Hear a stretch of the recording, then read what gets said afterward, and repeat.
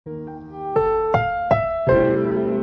programang ito ay rated SPG. Striktong patnubay at gabay ng magulang ang kailangan. Maaaring may masiselang tema, lengguwahe, karahasan, sexual, horror o droga na hindi angkop sa mga... Kidnap si Sir Pepe? Ang totoo po niyan, sinundan ko po kasi si tatay nung magbabayad po siya sa mga kidnappers. Narito na nga ang ating pakabangan ngayong Martes sa abot kamay na pangarap. Pagkatapos ng hindi matagpuan nila RJ at Annalyn itong kanyang ama na si Don Pepe, ay agad naman na ibinalita ni Annalyn dito sa kanyang ina na si Lynette. Nakidnap for ransom mga daw ang nangyari dito kay Don Pepe dahil sa sinundan daw dito ni Annalyn itong kanyang ama na si RJ upang ibigay nga itong pera na kinakailangan ng mga hold-uppers. At dahil dito, nalaman nila na kidnap for ransom pala ang nangyari dito kay Don Pepe. At gulat na gulat naman itong si Lynette nang malaman niya na nakidnap pala ang lolo dito ni Annalyn. At dahil dito, nag-aalala naman ng husto itong si Lynette at pati na rin itong si Dr. Enriquez. Samantala, patuloy pa rin na naghahanap itong si Zoe at itong si Balahadja dito kay Don Pepe. Dahil ginawa nga lahat ni Don Pepe nang sa ganoon ay makatakas siya dito kay Zoe at kay Balahadja upang makapili nga at makapagsumbong dito kina RJ at Giselle sa tunay nga nangyari sa kanya at kung sino talaga ang hindi tunay na anak dito ni RJ.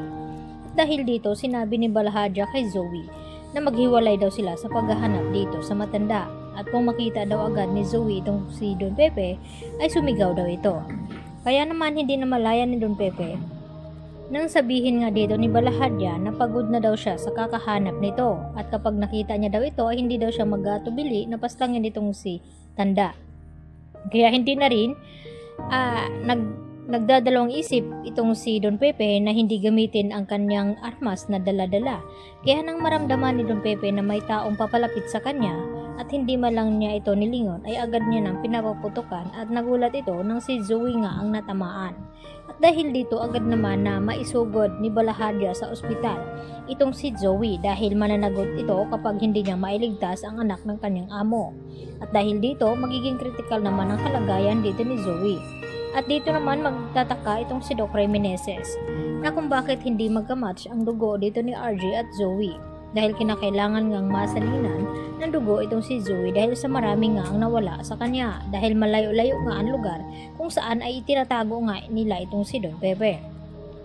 At dahil dito ipagtataka din ni Doc RJ na kung bakit nga ba hindi magkatugma at match silang dalawa ni Zoe na anak naman niya ito. Kaya dito na yan magkakaalaman.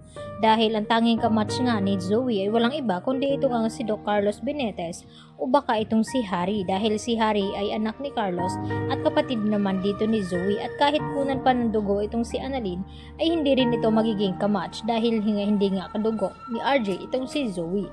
Kaya dito na yan magkakaalaman kung bakit hindi nga magkamatch ang mag-ama.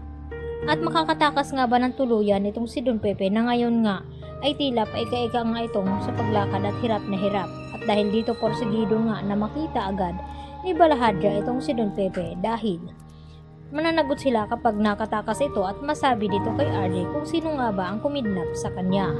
At dahil dito, hindi naman hahayaan din ni Moira na mabunyag nga ang sikreto na pinanghawakan nila na matagal. Kaya kinakailangan nga daw na mahanap agad itong matanda. Subalit ay dahil sa nangyari dito ni Zoe ay mahahati naman ngayon ang kanilang gagawin. Kung sino nga bang uunahin o ang paghahabol nga ba dito kay Don Pepe o ang pagligtas dito kay Zoe. Kaya agad naman na ipapaalam ni Balahadja dito kay Moira ang nangyari sa kanyang anak. Kaya yan ang ating pakatutukan mamaya. Dito lamang yan sa abot kamay na pangarap. Bye-bye!